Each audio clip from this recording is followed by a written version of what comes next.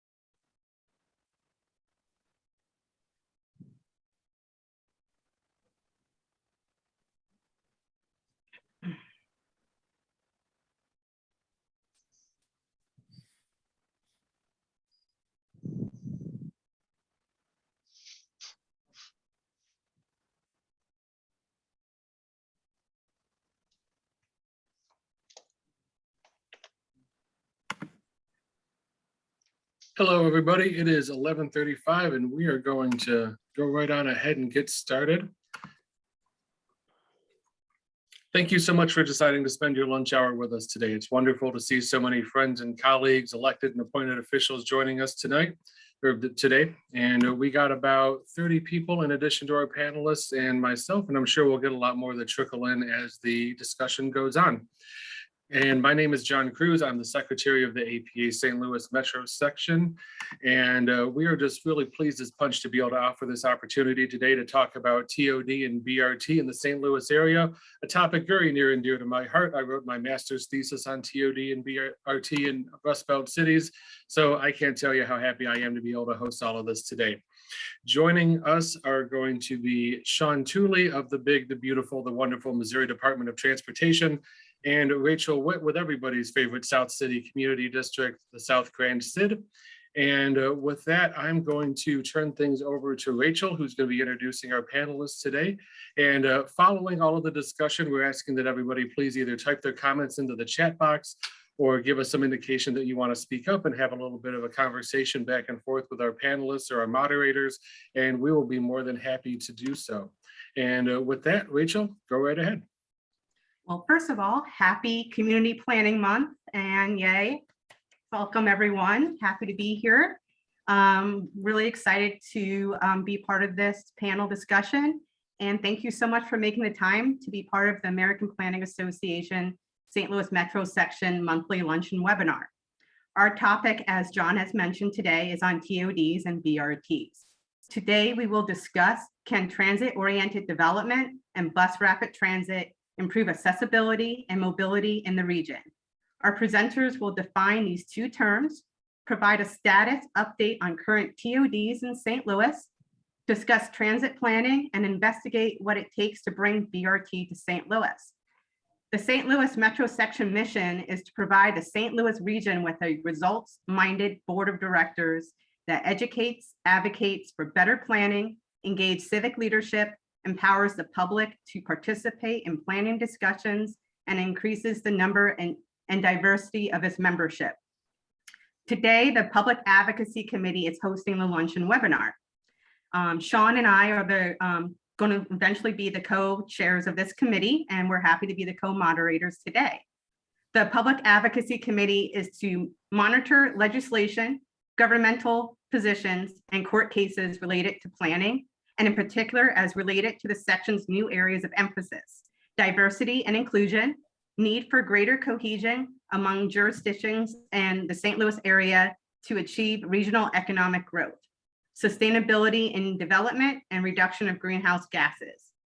As I mentioned, that Sean and I will be co-chairs starting next year. And if you're interested to be part of the Public Advocacy Committee, we will be putting our email addresses in the chat. So please reach out to Sean or I if you would like to join the Public Advocacy Committee. As John mentioned, I am the Executive Director for the South Grand Community Improvement District. I've been here for 15 years. As a community stakeholder, I'm very invested in the future of St. Louis as a vibrant and prosperous place. I am proud to represent a portion of the South Grand corridor, especially with the Grand being the #1 bus route in the state of Missouri with the highest ridership, and now home of 18 electric buses, currently the most in the country. So congratulations to St. Louis and to Metro and Bi-State for such an accomplishment. I would like to introduce my co-moderator today, Sean Tooley. Sean Tooley is a transportation planning specialist with MoDOT. He has worked in the field of transportation planning for more than 10 years across modes, including bike, pedestrian, automobile, and transit. So please give a warm welcome to Sean Tooley, my co-moderator today. Thank you, Rachel. I'm excited to support the shift towards a balanced transportation system that improves the quality of life and access to destinations for St. Louisans. We felt that this topic for promoting transit ridership and development that reduces automobile dependence was essential to the Public Advocacy Committee for promoting sustainability and reducing greenhouse gases. We are pleased to introduce to you Mr. Sean Liberton, who will be presenting about bus rapid transit, and Mr. John Lenga, who will be presenting about transit-oriented development. Now to tell you more about our guest presenters and who they are. Our first presenter is Mr. Sean Liberton, who is with HNTB as part of HNTB's National Transit and Rail practice. He has over 28 years of experience in public transportation, including working for the Federal Transit Administration, as well as in technical, policy, transit project management services. His area of expertise includes corridor planning, environmental review, project evaluation, and financial analysis. Our second presenter is Mr. John Lenga, who is Vice President of Economic Development for the Bi-State Development Agency. He leads efforts to support regional, community, and economic growth, infrastructure expansion, adaptive reuse of infrastructure, and real estate assets, transit development and private investment around Bi-State's development assets, including Metrolink stations and Metrobus routes. Please give our presenters a warm welcome And Mr. Liberton, will you please take it away? Yeah, glad to, Sean. And hello, APA St. Louis. It's been years since I've been involved in an APA conference. I think it was Boston, not the last time I was in Boston, but the time before that. So you have a sense of how old I am. And I'm struck by the title of this session, BRT and TOD in St. Louis. And BRT may not be there yet, but certainly the trend nationally, as more and more regions begin to invest in improved public transportation, finding that, rail is a great ideal and mode, but oftentimes too expensive. And actually, the federal government has become more and more of a player in helping localities across the United States partner and build great systems. Let's go to the next slide, Rachel. So I want to introduce folks to the federal transit program, some federal BRT opportunities, profile 3 regions that have taken advantage of federal funding, but mostly they've taken advantage of building a local coalition to attract the federal dollars needed to implement these systems, and then summarize the path to success that these regions and other regions need to consider as they pursue implementing BRT systems. I think, next slide. Before we get into that, let's just real quick primer, make sure we all know what BRT is. It's not one single thing. It's really a package of various types of improvements, the mix and match to meet goals, to meet local goals, to meet right-of-way constraints, and really to meet budget constraints as well. And BRT, obviously, bus lanes are a very important part of a lot of BRT systems, but you don't need dedicated lanes so long as you bring to some of the other amenities that improve the speed and reliability of transit. So off-board fare collection, for example, is one thing that speeds or lowers dwell times at stations, giving buses intersection priorities and other operational improvements that, again, improve speed and reliability. Ultimately, BRT has the same goals as rail: improve speed, reliability, convenience, comfort, and increasingly air quality as electric buses begin to enter the marketplace. There's now BRT, which, while it removed people from travel by automobile, still was a pollutant, particularly if they were diesel buses. And more we're seeing electric BRT systems implemented across the US. Next slide. So, bus rapid transit has been huge in South America for a number of years, in Asia and in Europe. And it really kind of finally gained hold here in the US with the Euclid Avenue corridor bus rapid transit in Cleveland. And the Federal Transit Administration was a major funder of that particular project. And as you'll see, many others across the US. A little background on the FTA. They administer right now about a $12.5 billion annual program. They fund, in 2019, they funded 31% of the nation's capital assets and 7% of its operations. And particularly as you go to smaller and smaller properties, the FTA share of assistance tends to increase. They also administer very large discretionary programs, both for the purchase of buses and increasingly electric buses, but also fixed guideways, and that includes bus rapid transit.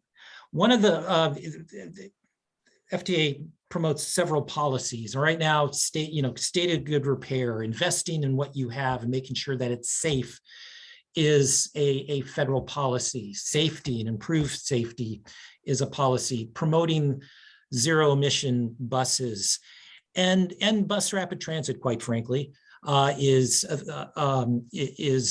becoming an increasingly important part of the FTA funded project portfolio. Yeah, I'll say this, it's not that the FTA would never suggest or mandate that a region select bus rapid transit as a preferred mode, but the availability of funding and the way that FTA evaluates candidate projects really does incentivize investments in bus rapid transit. Next slide, please.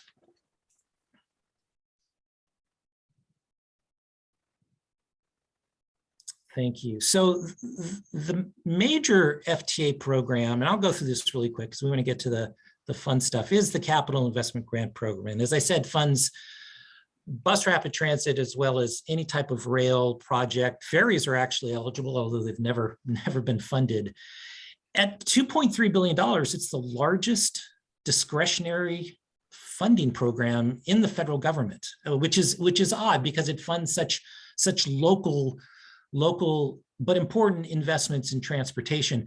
By the way, that program, if we get if the infrastructure bill passes, that program will double in size to $4.6 billion annually, which is great news for transit. The bad news is there's an incredible demand for funding across the country. There's over 70 projects that are in the queue for funding. These are projects of all ranges. So there is $30 million kind of arterial bus rapid transit, very simple bus rapid transit projects that are honestly competing with the $12 billion new tunnel under the Hudson River connecting New Jersey and New York. So the diversity of projects is funded under this program.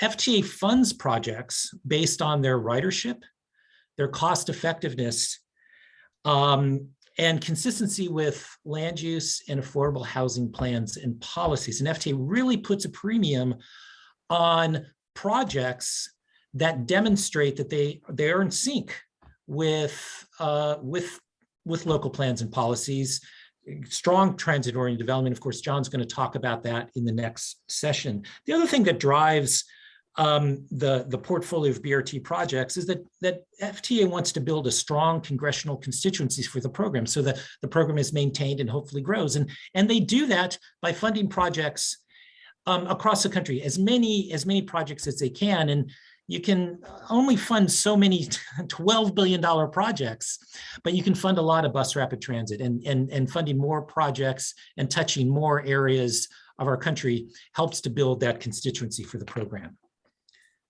Next slide.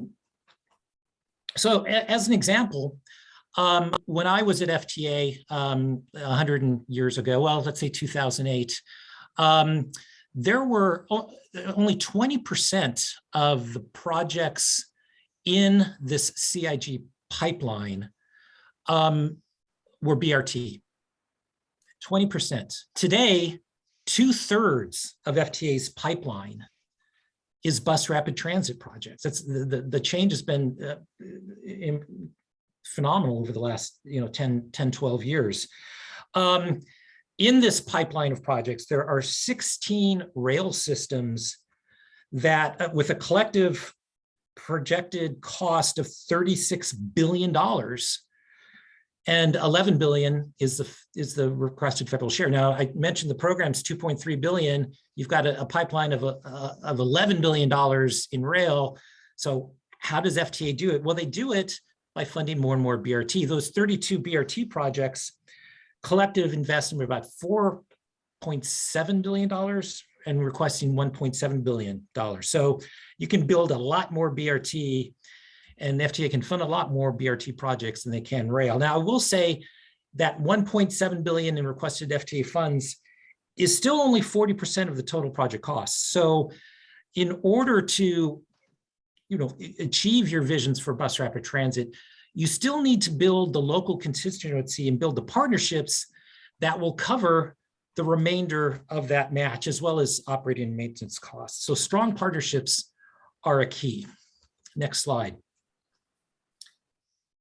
Again, real quickly, these are the projects, 23 projects, BRT projects have been funded across the country just since 2018. There's another 12 that FTA has selected for funding and will eventually obligate a grant when they demonstrate that they're fully ready, that they finalize the project scope, schedule, and budget.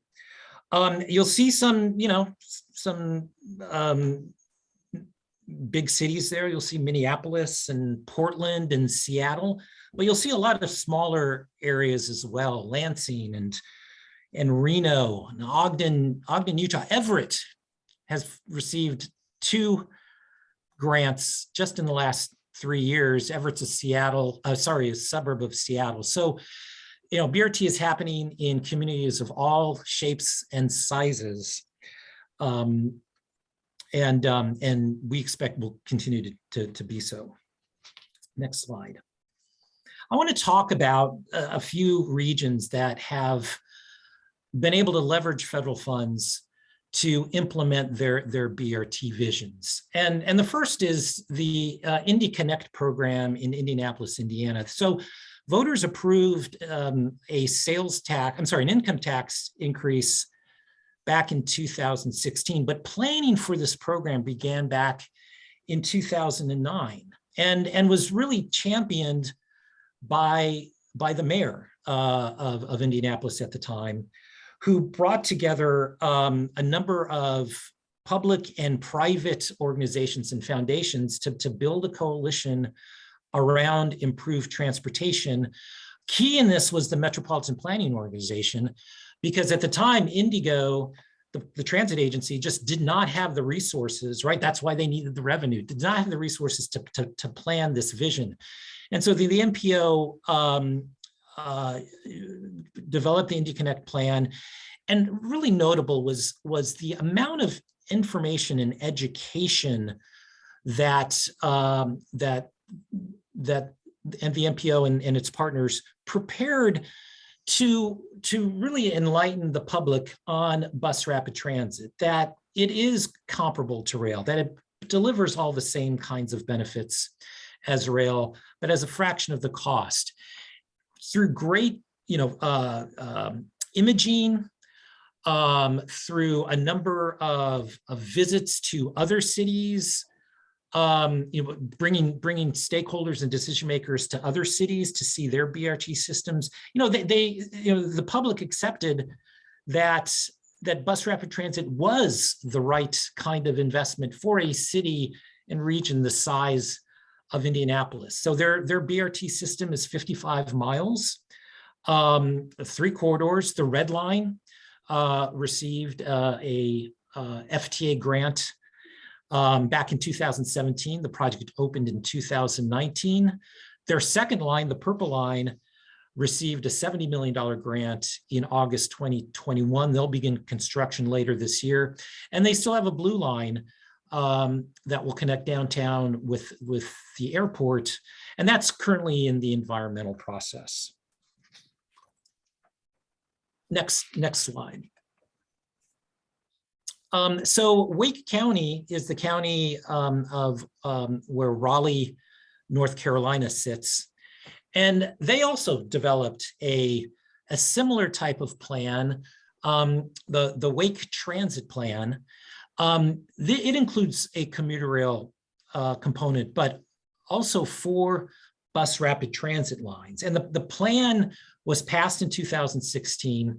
And it's a really, really interesting partnership of not just local, but really regional agencies. So the plan is managed, and the revenues that come in from the sales tax that passed in 2016 by a transit plan advisory committee. And that TPAC is comprised of representatives from the county, from the city of Raleigh, from Go Raleigh, which is the transit operator for Raleigh, an agency called Go Triangle, which is the regional transit provider, serves regional trips between Raleigh, Durham, and Chapel Hill, and each of the member jurisdictions of Wake County, excuse me. And this coalition has developed this plan and implementation schedule that satisfies not just local needs, but is providing an important regional connection through the commuter rail. Currently, Raleigh has received funding for their first project, the New Bern Avenue Corridor BRT. And they've got 2 other corridors that are currently in that FTA pipeline and on track to get grants in the next couple of years. You know, in Raleigh, and indeed elsewhere, these plans have really, in addition to, you know, visioning, the new system of mobility for the area, but it's also, focused the conversation about how transit better and best interacts with the built environment and how that built environment is so important to the success of a transit project. And that's what transit-oriented development is all about. So the city of Raleigh has taken really significant steps, particularly in the areas of affordable housing and making sure that affordable housing is part of these land use plans around transit nodes, so that low-income riders, low-income communities, have the access to mobility that makes their improves their quality of life and provides them access to more and more economic opportunities. Next slide. Another really impressive region is the city of Austin, Texas. And last fall, they passed their $7 billion Project Connect program. And, Project Connect is, their kind of iconic projects are 2 new light rail projects. And I'll say this about Austin. Austin just very well may be the last city and region to build a new light rail system. It's certainly, through their long-term planning process, they do have transportation needs that do require the capacity that only rail can provide. But the overall Project Connect program also includes 4 BRT lines. Austin already operates what they call their Metro Rapid system. They've got 2 north-south routes already in operation, and right now have 3 others in advanced development, 2 of which have also been selected for funding by the FTA when they are ready for a grant. And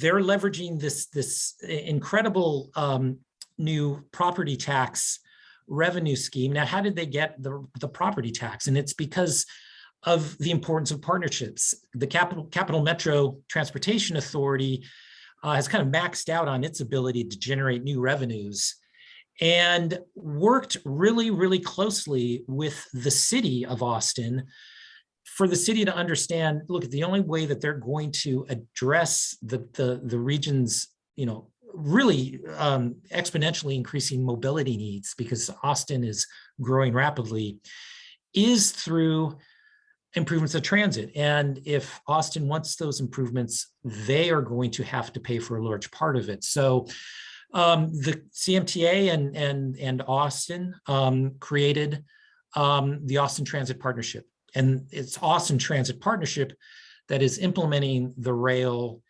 and the BRT projects on behalf of CMTA. CMTA will then operate, but they're the ones that are generating this revenue and realizing this multimodal transit vision for Austin.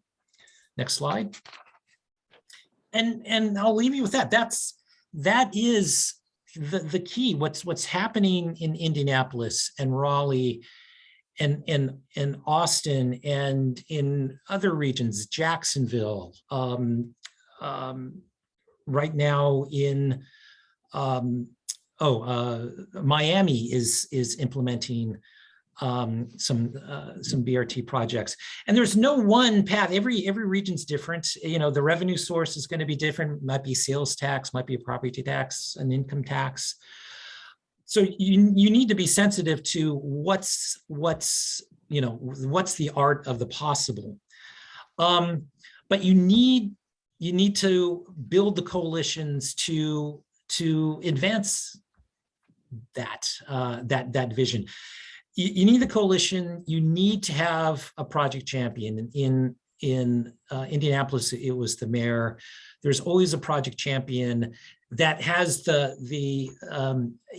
commitment to work the sidewalks and maintain those coalitions necessary to bring a vision to fruition. It's really important, and I think Indianapolis did a great job of this, is to educate the public that BRT is a premium mode. Okay, it's derives a lot of the benefits of rail at a much lower cost. It's not just for poor people. It's a mobility choice that serves all sorts of travel markets, commuter markets, and can attract choice riders to transit.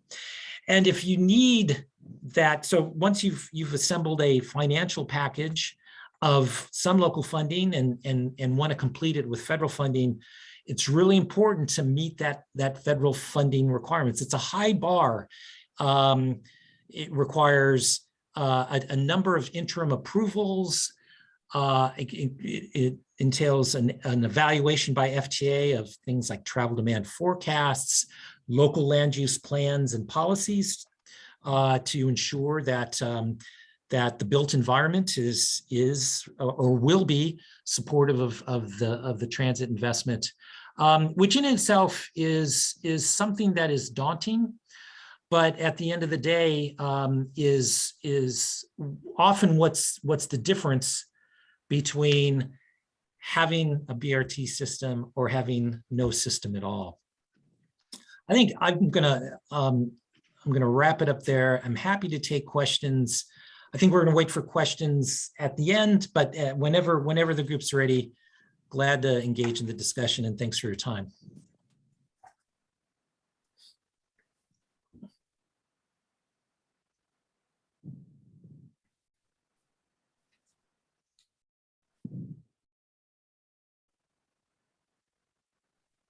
Thank you, Mr. Sean Liberton, very much. And now we'll transition to Mr. John Langa. Would you please take it away for transit-oriented development in the St. Louis region? Sean, thank you. Good afternoon. I'm happy to be here today to talk about transit-oriented development. Also, let's talk a little bit about bi-state development, and then we'll talk about TOD. So if we could hit the next slide.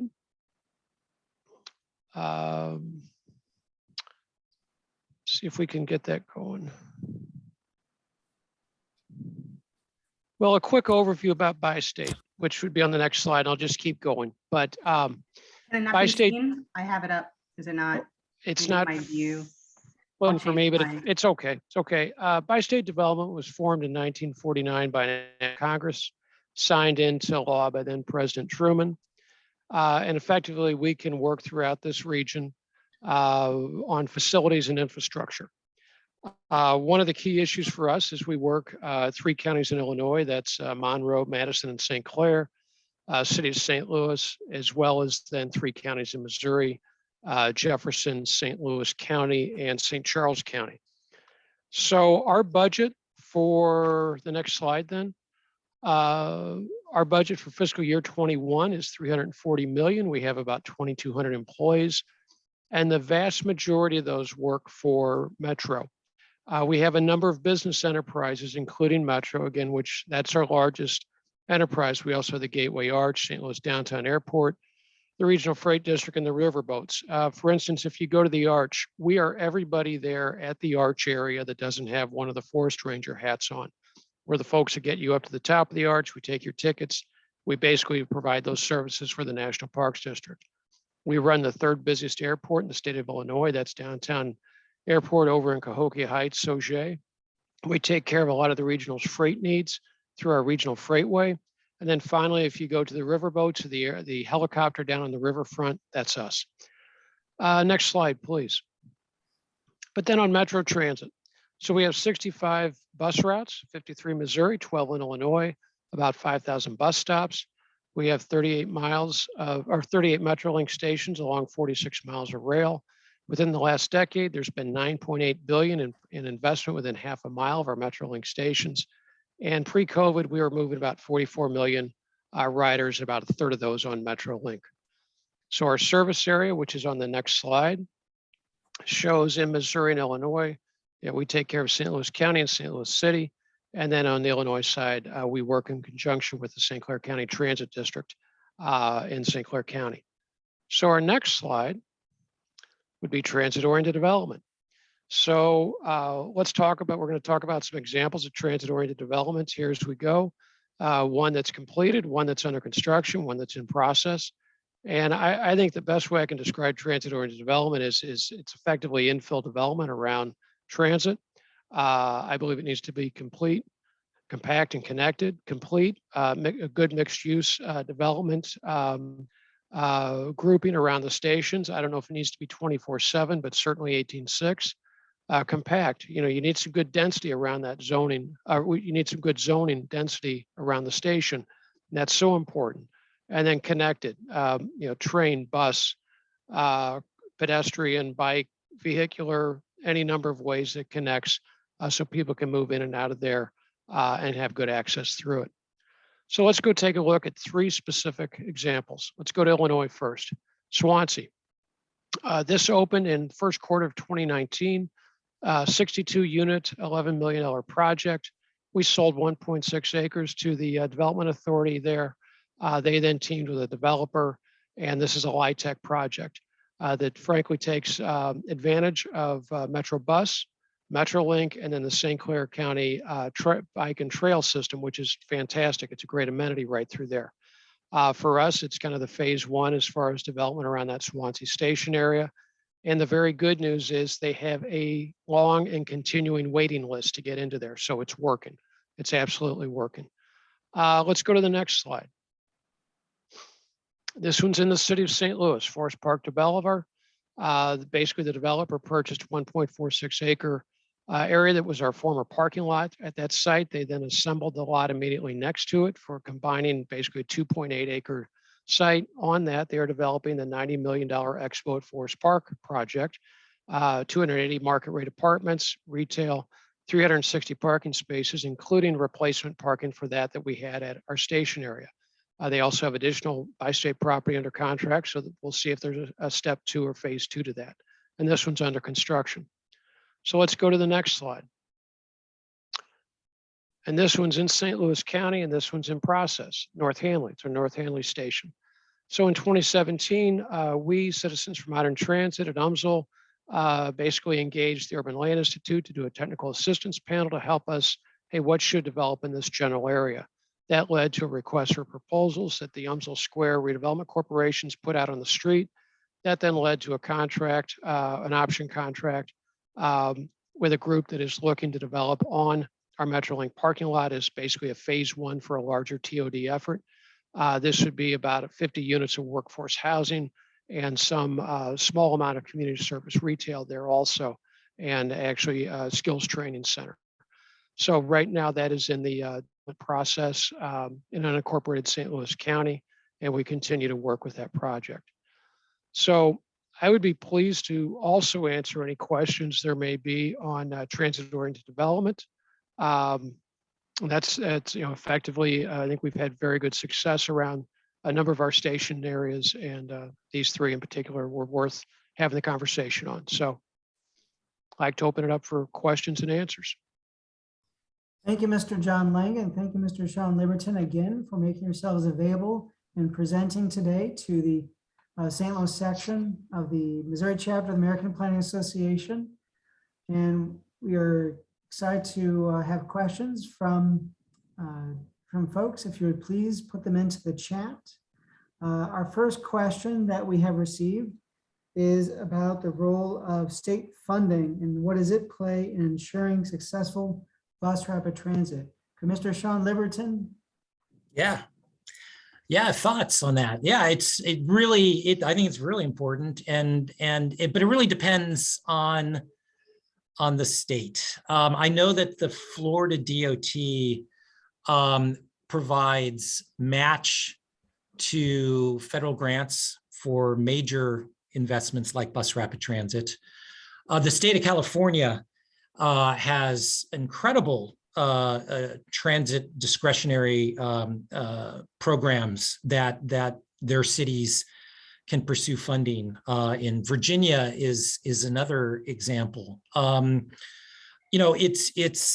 But not all states are there. I don't recall, and at one time Missouri wasn't funding transit at all. And I don't know what the situation now is, but more and more states are becoming partners in funding. Virginia is a recent example that they've set up new programs to implement bus rapid transit in Richmond, Virginia, and elsewhere. The funding source is less important than just its availability. And by the way, FTA considers a state dollar a local dollar. So in any way that you can leverage other non-local funding for your by local, I mean generated in or administered in your region, is really a bonus to a region to implement their systems. Thank you, Mr. Liberton. Our next question is for Mr. John Lenga. Could you please provide us some insight on the North Hanley Transit Ring development? What is it replacing? Is it a parking lot, a gas station, vacant land? Right. Our North Hanley parking lot has about 1,709 parking spaces. Half of those are used on a daily basis. So the other half effectively becomes available for transit-related development, in this case, transit-oriented development. We would sell part of that parking lot over time, and then development comes in, TOD type development, that hopefully increases ridership and use of that area. So it's basically adaptive reuse of fixed cost infrastructure and getting, frankly, better use out of that station area. Thank you. We'll stay with Mr. Lenga. There's a question about the Forest Park to Bolivar Metrolink Station and the new development that you highlighted. Do you have any information on the parking ratios? The city approved the parking ratios for both that building as well as the building across the street. The other one's up and down that corridor. So they basically came in under the form-based code and they got their city approvals. Thank you. Our next question is about what studies have been made to expand Metrolink and provide a north-south corridor in St. Louis City. Do we have anyone who could actually speak to that actually? Yeah, I'm aware of a study that was completed a couple of years ago. And it to reevaluate the locally preferred alternative that came out of a 2009 study in that same corridor. And I think the conclusion of that was a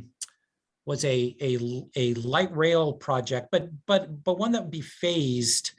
So you'd have a shorter segment, and I forget the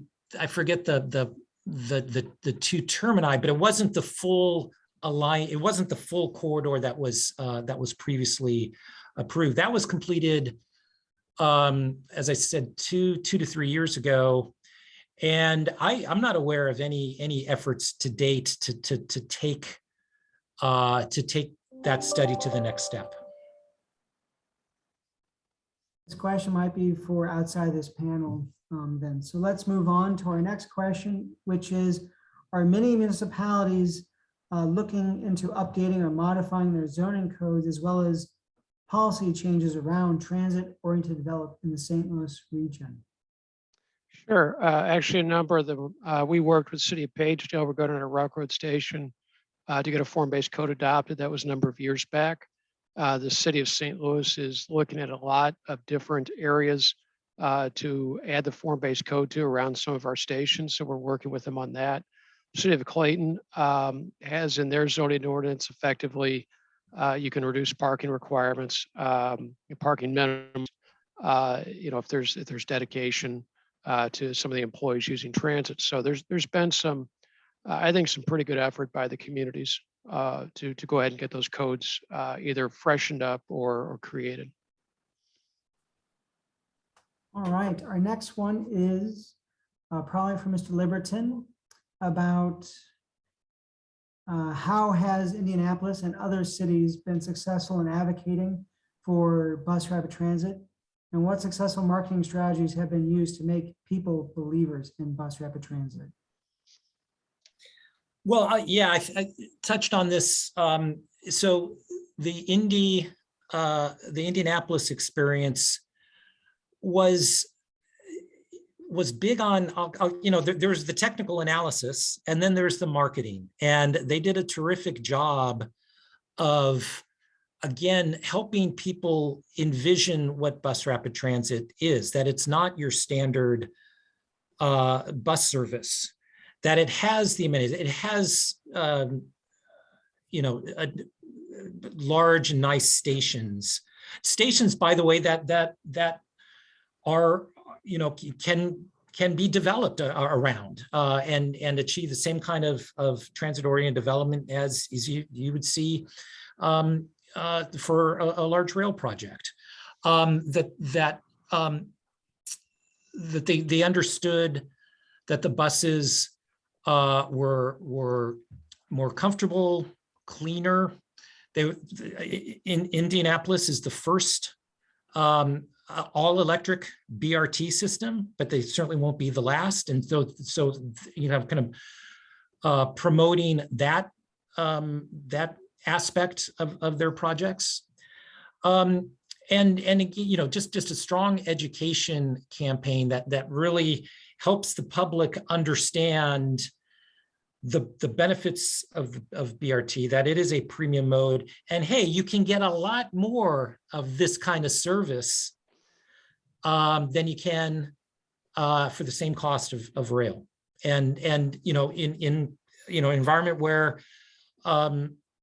it's hard to generate new local revenue sources, the ability to do something meaningful at a lower cost to the public is something that's resonating. I do think as bus rapid transit becomes more common across the country, it's kind of self-fulfilling. It's going to become, it's going to self-market, and even large rail systems today realize that it may not be cost effective for them to extend their rail systems, but they can implement more bus rapid transit and serve more parts of their region. Thank you. Mr. John Lenga, looks like we're eager to hear about the TOD proposal for the UMSL South Metro Station / the Normandy City Hall area. Are you able to give us an update? I'm aware that a group responded to that proposal, but I'm not sure of the next steps for that project. I'm aware of the proposal on the table, but I'm not aware of those next steps. It looks like Mr. Fleming would like to give a verbal question. Mr. Fleming, would you like to come on? Yes, thank you. First of all, thanks, Sean and John, for excellent presentations. I have a forward-looking question, having come here from Denver and having worked in Denver in economic development in the 80s and 90s. Denver was replete with failed transit initiatives other than the 16th Street Transit Mall, which had a degree of success. But along the way, in the recent past, with the leadership and the kind of civic leaders that the panel referred to, then Governor Hickenlooper and Mayor Michael Hancock, and my former head of economic development at the chamber, Tom Clark, they passed a $7.5 billion multimodal transit initiative that was widely supported throughout the metropolitan area. And the result, ULI now publishes case study after case study where it seems like everything that is being developed in Metro Denver is transit-oriented development. Look to the future of St. Louis as a metro area, the bi-state area, and look out 20 years. How do we get to a St. Louis version of that kind of cohesive regional system that the other cities that you described in the case studies and Denver has gotten to?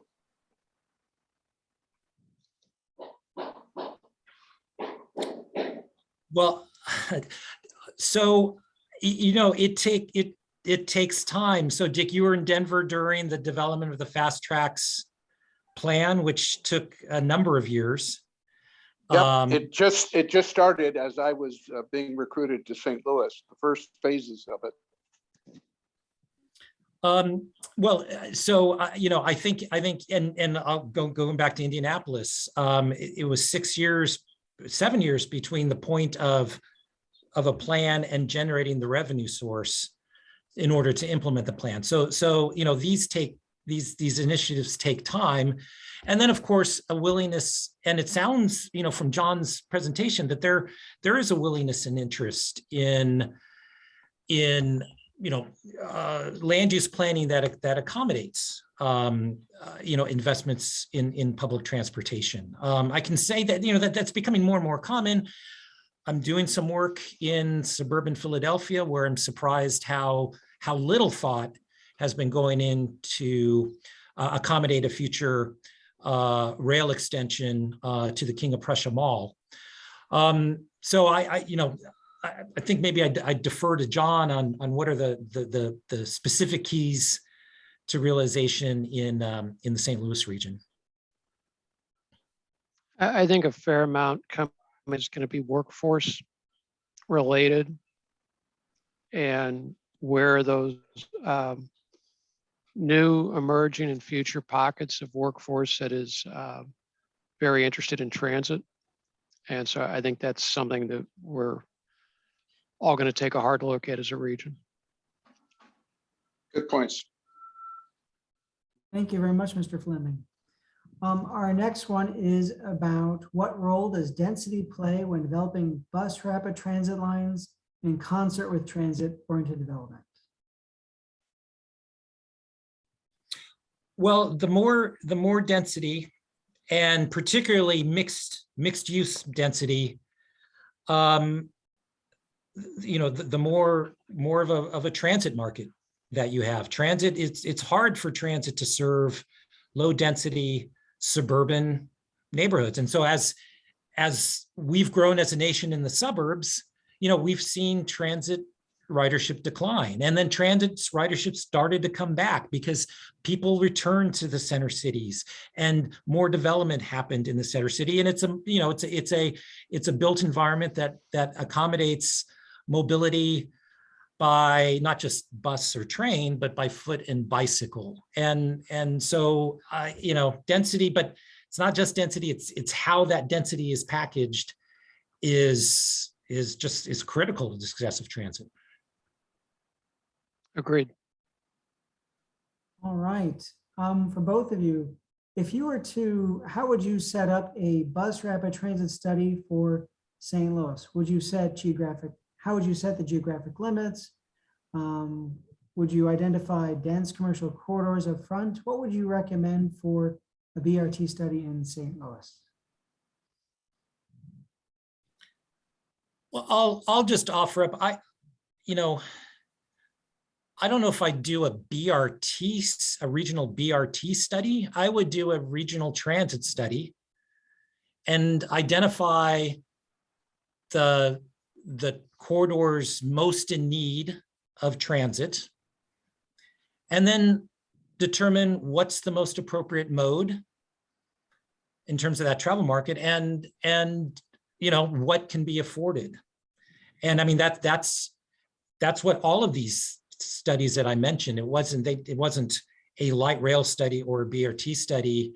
It was a study to determine priority corridors and the the best investments given financial constraints that could be made in those corridors. Thank you.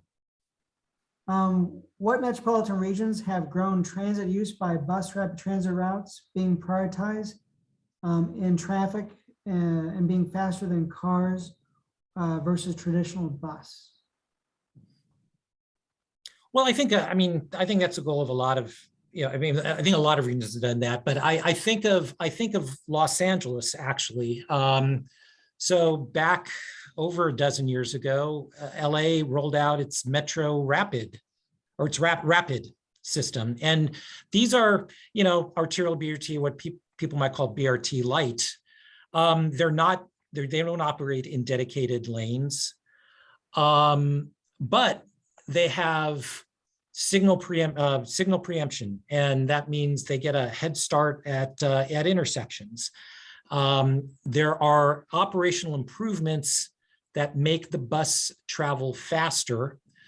There is stops are spaced out at a greater distance, so you have to walk farther to get to it, but there's fewer stops and therefore higher speeds. And that's been a really, I think they rolled it first out on Wilshire Boulevard, but now it's a region-wide system. LA's still doing their rail, but the